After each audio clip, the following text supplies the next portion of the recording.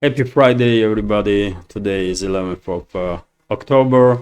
Now it's about 10 past 9 in the morning Moscow time. I'm Levan Gudadzer and this is my news update, first update for the day. And well, before I go through some news, dear friends, let me once again notice that in order to make my videos a little shorter, I decided to basically divide this morning's main updates in two parts and record these updates straight, one after another, and publish one after another. And most likely before you will watch or listen to this part, second video will be published also on YouTube and Rumble. And if you are interested in more news, please check those videos also. And later on today, towards the evening, I will have a new episode of headlines. And to finalize day, basically I will have a final news update on my Patreon page. And I will have this schedule for programming from Monday to Friday. And on weekends, I only have one updates, and I'm publishing some extra content on Patreon and Boosted, including behind the scenes videos. So yes, that's being said, let's go through some news now, and I will start with this report that Russian armed forces intercepted 10 drones over the Rostov, Belgorod, Bryansk and the Kursk regions of the Russian Federation during the previous night. Also, we have RIA Novosti's report, which is based on statements of Major General Abdialov, head of Akhmat Special Forces and high-ranking officer of the Russian army, who is saying that Kiev regime's formations basically are panicking and leaving their positions. They are running away from Kursk salient, basically. Let's translate this information for a little more details. So the Ukrainian armed forces in the Kursk direction are in confusion. Their enemy with a large group of equipment, large group of enemy with a significant number of equipment escaped across the border, said the commander of their special forces, Akhmat, deputy head of their main military political department of the Russian Defense Ministry, Major General Abdialov. And then, quote, the enemy losses really serious every day. Today we watched a picture when a very large group of enemy forces with a significant number of vehicles simply ran away from the territory of the Kursk region, ran across the border, losing some of their tanks which were burned on their move, Alaudinov said on Russia 1 TV channel. And dear friends, I'm not at all surprised to hear these statements from Abdialov, because Russian armed forces are conducting quite successfully counter-terrorist operations in the Kursk salient area. And yesterday, as I reported yesterday afternoon in headlines and second news or final news update on Patreon, Russian armed forces began next phase of this counter-terrorist operation and liberated in the Kursk salient settlements of Lubimovka, settlement of Tolstoy Lug. Also, reports are that settlement Zelyony Shlях is under Russian control, and Russian troops are liberating Novo Ivanovka settlement on the northern side of this Zelyony Shlях. Russian troops also advancing and encircling basically Kiev regime's formations in Crimean settlement and surrounding areas. Simultaneously, Russian troops conducted offensives from the eastern side of this Kursk salient, and Kamyshevka settlement is under full Russian control, and Russian troops are encircling now Kiev regime's formations in Naidyonova settlement area.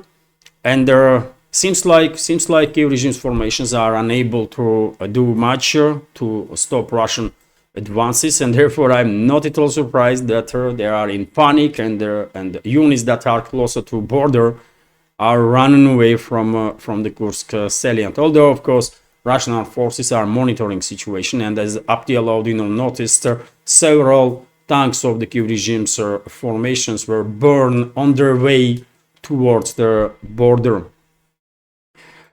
I guess Russian side will still take some time to liberate entire territory of this Kursk salient from invading forces, to minimize casualties among Russian military personnel. And also one should keep in mind that as long as Kiev regime has any positions in the Kursk salient area, these 10 or 15,000 troops that Kiev regime approximately has in this area are basically trapped here in this artillery pocket and are not participating in hostilities on other sectors of the front line in which directions Kiev regime is really struggling, and the Russian armed forces advancing and improving their positions on daily basis. This is happening in South Donetsk sector, on Pokrovsk sector, on Seversk sector, dear friends, and lately, in last 24 to 48 hours, reports are coming in that Russian forces advanced significantly in Kupiansk sector also, and forward units of the Russian armed forces are just about a couple of kilometers away from Kupiansk city itself. Initiative obviously in Russian hands all along the front line, and the Kiev regime has not even slight chance, even theoretical chance, to regain initiative on any of the directions. That being said, let's continue with some more news, and RT is reporting that Kremlin commented on reports that Ukraine is ready for a ceasefire. Russia has not received, nor seen any signals from Ukraine suggesting that it is ready for a ceasefire. Kremlin spokesman Dmitry Peskov told RIA Novosti on Thursday. He was speaking after Italy's Corriere della Sera newspaper claimed that the Kiev is leaning towards the truth along the current front line in exchange for Western security guarantees. Dmitry Litvin, who serves as a communications advisor to Ukrainian leader Vladimir Zelensky, also denied their allegations. Speaking to Ukrainian media, we have their peace formula, which says clearly that Ukraine views as a just peace. Their officials said ahead of the Ukrainian leader's upcoming visit to Rome, part of a tour of several European capitals. Corriere della Sera reported that for political reasons, Zelensky cannot officially relinquish Kiev's claim to their Donetsk and Lugansk People's Republics, Zaporozhye and Kherson regions, as well as Crimea, which are all part of the Russian Federation and they're entirely or partially under Moscow's control. However, the Ukrainian leader would be ready for a ceasefire along the current line without recognizing a new official borders in exchange for some Western commitments, according to Italian daily. So yes, this newspaper is Italian one, dear friends. I noticed yesterday in the comment sections, I reported about this article in this magazine, and I didn't know this newspaper was Italian or Spanish. I assume it was a Spanish one. And sorry for this honest mistake. I did not know, and unfortunately, I don't know all the newspapers worldwide. I know some, but definitely I don't know all of them. So I am grateful for members of our community who corrected me and told me that this newspaper is from Italy. I will know now.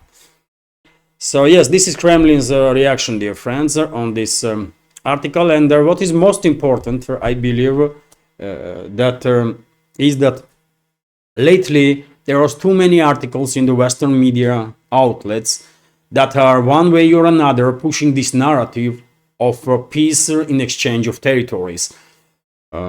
Although question is, do Moscow really wants a temporary ceasefire on line of contact? Right now, I don't think so, because Russian high-ranking officials were very clear that Russia will prefer end of hostilities forever. These temporary measures are not really acceptable for Russia, because Moscow understands, and everybody, by the way, understands perfectly well, that any ceasefire will be used by Western ruling class to rearm, reinforce Kyiv regime, and then to provoke next phase of this proxy war against Russia. So therefore, I believe Moscow will accept only unconditional surrender of the Kyiv regime, which will mean end of hostilities forever, at least for a very, very long time. Right?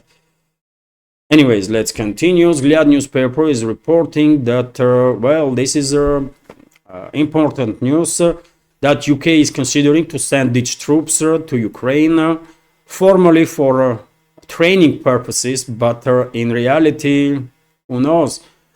Let's translate this news. So the British authorities are considering sending military instructors to Ukraine to train Ukrainian armed forces recruits. The Times reports it is planned that the British military will engage in intense basic training of the recruits before they are sent to frontline. According to a source of British military cycles, conducting training in remote areas of Ukraine will minimize the risk for instructors and reduce their costs that arise when training Ukraine military personnel in Britain. Ukrainian sources believe that the presence of the British instructors in Ukraine can serve as a deterrent for Moscow and an example for other NATO countries. Earlier, British Defense Minister John Healey said that the training of the Ukrainian military on their territory is not yet planned, since Kyiv's allies consider this approach not their most effective. He stressed that much can be done in the neighboring countries of Ukraine, despite the shortage of personnel in the armed forces of Ukraine. Since the beginning of the 2022, Britain has already trained 45,000 Ukrainian recruits as a part of Operation Interflex. And well, how this British training worked for Kyiv regime's forces? Abysmally, isn't it? And at this point, dear friends, I don't know what is your take on the situation, but I guess Kyiv regime's forces are much more capable to train UK's troops than other way around, right? So what UK's troops gonna train for Kyiv regime's formations? I mean, UK's troops have not even a 10% of experience that Kyiv regime's forces have, right? But anyways, this information is about some different stuff, not necessarily about training. London and earlier Paris clearly are looking for ways to basically send their troops into Western Ukraine, because they know perfectly well it's only a matter of time, and Western Ukraine will be occupied by NATO during their full-scale divide of Ukraine. And you know my take on the fate of Ukraine. I believe this former Soviet republic will be divided.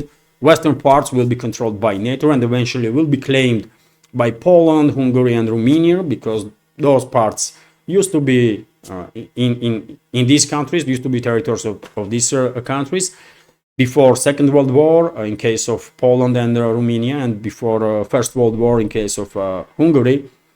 And the rest of the Ukraine, dear friends, the rest of the Ukraine most definitely will be under Russian control, probably will join Russia, although there is always this slight chance that Kyiv and surrounding areas may maintain quasi-state status, landlocked quasi-state status on the political map, although with the constitutional guarantees that quasi-state will be neutral. Terms will be, developed by Russian side, obviously. When it comes to Western Ukraine, here in Russia, not that many people really cares about Western Ukraine and never did. As far as I understand, dear friends, I don't care for sure. And let Polish, Romanian, and Hungary's troops deal with the Ukrainian neo-Nazis there, because Western Ukraine is a birthplace and a major stronghold of the Ukrainian Nazism, Ukrainian fascism, all that negativity that was used by Western ruling class to basically sacrifice, establish control over the Ukraine first, and then sacrifice citizens of Ukraine and this former Soviet Republic itself in this proxy war against Russia. So I guess this type of information that Britain is considering, UK is considering to send its instructors, or France is considering to send its instructors, this is just a preparation of the ground to send the troops for occupation of the western parts of Ukraine. But while they are in Ukraine, and before there are some agreements between Moscow and the major western capitals, how this former Soviet Republic will be divided, I guess Russia will see deployment of the foreign contractors, as a step towards escalation. Russia will see them as legit targets, and most likely Russian Kinzhal missiles will take care of it. That's it. RT is reporting that Ukraine demands Asian country to arrest Putin. The Ukrainian Foreign Ministry has warned Turkmenistan against welcoming Russia's President Vladimir Putin, reminding the Central Asian state of the arrest warrant issued by the International Criminal Court, ICC. Well, first of all, very few countries in this world really cares about ICC. Everybody understands that this so-called criminal court, International Criminal Court, is a weapon in the hands of Western ruling class and has no reputation, absolutely, in this world, not a positive one, at least. And when it comes to Turkmenistan is acting as a neutral state since the collapse of Soviet Union, basically, and therefore, obviously, leadership of Turkmenistan will welcome Russian president, and already did welcome Russian president, who is in this former Soviet Republic right now, and is participating in one of the international forums that is taking place in this country, in Ashgabat, by the way, capital of a republic. Also, we have this news that Poland is preparing some counter steps against Germany, and is very unhappy that Berlin imposed some restrictions on the border and border control, basically, with all its neighbors. Let's translate at least some of parts of this news for a little more detail. So Poland is preparing a response to Germany's introduction of the controls on the external borders of the Schengen area. Polish Foreign Minister Radosław Sikorski told the reporters the introduction of the border controls by Germany in relation to all its neighbors caused doubts about the meaning of the Schengen area. This is a decision with which we disagree. We are still considering how to respond to it. Sikorski also called Berlin's actions a mistake, since the external borders of the Schengen area remains the actual place for regulating the influx of the migrants to Poland and Germany. So basically, Warsaw and Berlin are in some sort of diplomatic row there, and one should keep in mind, by the way, that relationships between Warsaw and Berlin never was good and never was friendly, and these relationships will only deteriorate, dear friends. As time goes by, relationships between Poland and Germany will only deteriorate. It's just unavoidable, especially because I believe Poland will reclaim former its territories in the western parts of the so-called Ukraine, which will definitely increase support in Germany towards ideas that Germany should also receive back all the territories that Poland received from Germany as a compensation for losing some territories in the east to Soviet Union, and therefore and for many other reasons also, by the way, I'm 100% convinced that give it another 5, 10, 15 years and Warsaw and Berlin will be on hostile terms with each other. They're already not really friendly, but give it another 10-15 years, they will act as enemies towards each other, man. Because, you know. And also, dear friends, interesting news that German opposition calls for return of conscription. What a surprise, what a surprise. It was quite long ago, isn't it, when I start predicting that most likely a significant number of NATO member states will bring back conscription, and I was correct. I was correct. Many countries among NATO are one way or another exercising this topic. There are constant articles, constant statements that due to lack of manpower, due to lack of recruits basically, that are willing to join their armies, most likely they will return, they will go back to conscription system. So Germany needs to reintroduce their draft and buy more drones and military equipment right away. Markus Soeder, leader of the Christian Social Union Party and the head of the state of Bavaria, has stated. Soeder spoke to the outlet Bild on the eve of his party's conference in Augsburg, where the CSU and its national sister party, the Christian Democratic Union, will plot to unseat the current traffic light coalition government of the Chancellor Olaf Scholz. What is needed is money for the Bundeswehr, clear funding structures, drones, and of course conscription as quickly as possible. Soldiers, Soeder told the outlet. Otherwise, the ability of Germany to defend itself cannot be guaranteed in the longer term. Okay. This is the position of leader of the German opposition party. Not surprising at all. And dear friends, I will end this first update on this news that Russia is second when it comes to LNG supplies to one of the major European countries, in this particular case Spain. So let's go through some details on that. Despite all these sanctions, by the way, despite all these statements that EU member states no longer gonna buy Russian energy, no longer gonna cooperate with the Russian companies, Russian economy. Well, in reality, this is the numbers, by the way, and numbers don't lie, isn't it? What the heck is wrong with this? So let's go through at least some of the details on this news.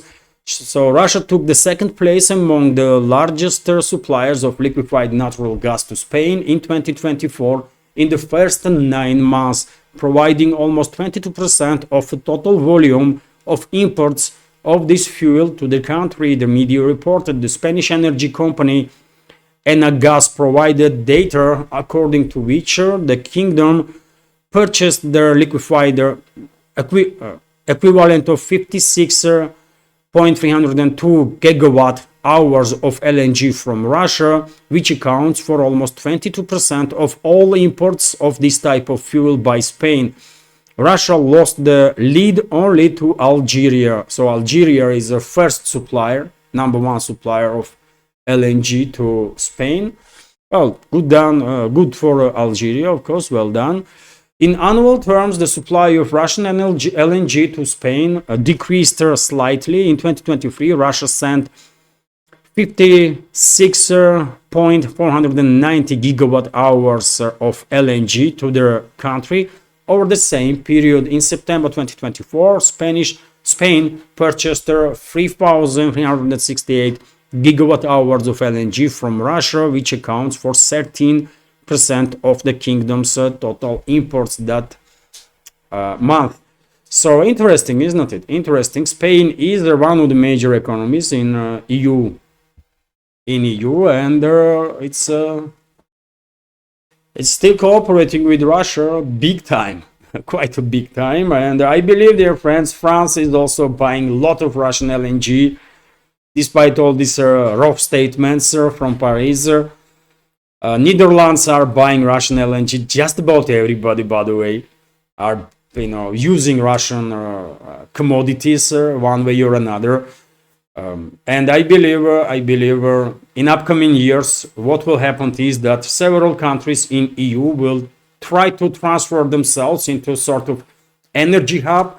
They will purchase whatever commodities they can in Russia, and then will use some of it for domestic purposes and the rest for resale to make some good buck on that. That's what is going to happen, and already most likely is happening. And this process will only intensify. And this is it for this first update. Relatively short one, dear friends. So I guess this new approach is working to divide this morning's update into two parts. For second part, I have prepared very interesting news also, dear friends. So I hope you will check that second update also. And well, if you like this video, if you find it informative, interesting, and useful, please click that like button, leave some commentary just about anything. Let's try to influence algorithm, especially on YouTube, although likes and comments are helpful on Rumble also, dear friends, obviously.